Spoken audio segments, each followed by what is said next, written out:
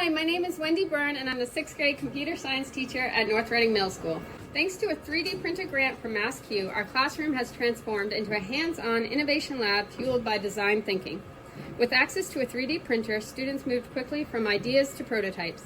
They brainstormed, sketched, and used Tinkercad to create real solutions to real problems, like fixing a wobbly desk by designing custom stabilizing stands. They also created bottle openers to support students with dexterity challenges. One of our biggest aha moments came when a group designed a phone stand, printed it, saw it fail, and then went back to revise it. That iterative process showed them that failure isn't the end, it's part of the journey. I highly recommend using 3D printing for empathy-driven projects. When students design with purpose, whether for accessibility, sustainability, or everyday needs, it makes technology feel human.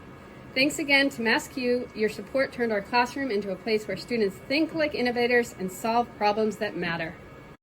Thank you, MassCUE! We love your 3D prints!